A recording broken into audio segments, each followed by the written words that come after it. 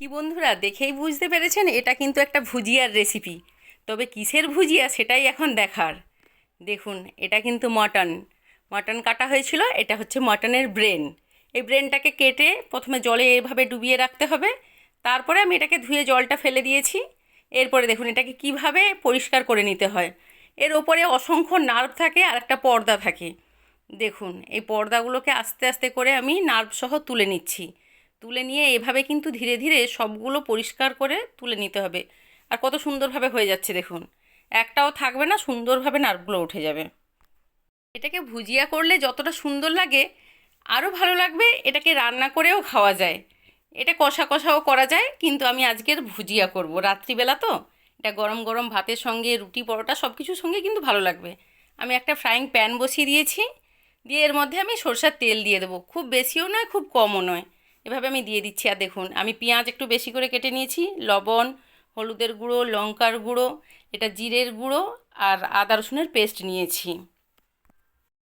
এখন তেলটার ওপরে আমি পেঁয়াজগুলো ছেড়ে দিলাম। পেঁয়াজটা একদম লাল লাল করে ভাজা যাবে না, একদম সামান্য নেড়ে চেড়ে নিতে হবে। আর আমি এর মধ্যে লবণ দিয়ে দিলাম, আর দুটো তেজপাতা দিয়ে দিলাম।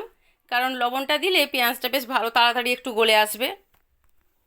এটা কিন্তু খুব সহজেই তাড়াতাড়ি তৈরি করা যায়। দেখুন, পেঁয়াজটা এই অবস্থায় থাকবে, আমি এর থেকে বেশি লাল করব না।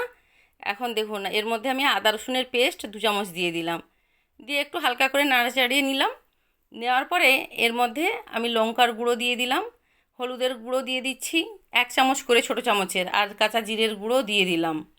দিয়ে দেখুন, এটাকে ভালো করে একটু নাড়িয়ে নিচ্ছি। নেওয়ার পরে যে ব্রেনটা যে রেখেছিলাম ছাড়িয়ে, সেটাকে এর মধ্যে দিয়ে দিলাম। দিয়ে আমি কিন্তু আঁচ কমিয়ে দিয়েছি, কারণ এটাকে সঙ্গে সঙ্গে আমি ঘেঁটে দেবো না, এটা একটু শক্ত হবে। দেখুন, একটু শক্ত হয়ে এসছে এবার। এটাকে সঙ্গে সঙ্গে ঘেঁটে দিলে ঝুরি ঝুরি হয় না, আর এটা ফেনা ফেনা হয়ে উঠে যায়। দেখুন, শক্ত হয়ে যাওয়ার পর আপনারা বড় সাইজ রাখতে পারেন, ছোট রাখতে পারেন, এইভাবে খুন্তির সাহায্যে সেভাবে কেটে নেবেন।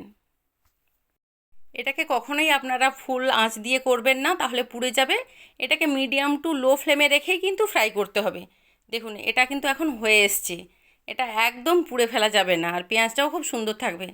আর আমার দেখাতে মনে নেই, এই দেখুন কিছুটা গরম মশলা আমি গুঁড়ো করে রেখেছিলাম, এলাচ, লবঙ্গ, দারচিনি এগুলো দিয়ে, সেটা আমি এর মধ্যে দিয়ে দিলাম। এটা কিন্তু এখন একদম রেডি খাওয়ার জন্য।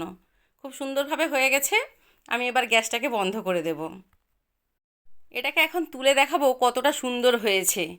দেখুন, একদম গরম গরম। এটা গরম ভাতের সঙ্গে, রুটি পরোটা সব কিছুর সঙ্গে একদম জমে যাবে। আর এটা কিন্তু ছোট বড় সবাই খেতে পারবে। আপনাদের উৎসাহ ও ভালোবাসা পেলে আমি আরও নতুন নতুন রেসিপি আপনাদের সহজভাবে করে দেখাবো। আমার নতুন নতুন রেসিপির আপডেট সবার আগে পাওয়ার জন্য আমার পেজটিকে ফলো করবেন আর ইউটিউব চ্যানেলটিকে সাবস্ক্রাইব করবেন। আর ভালো লাগলে একটা লাইক করবেন আর কমেন্ট করে জানাবেন কেমন হলো।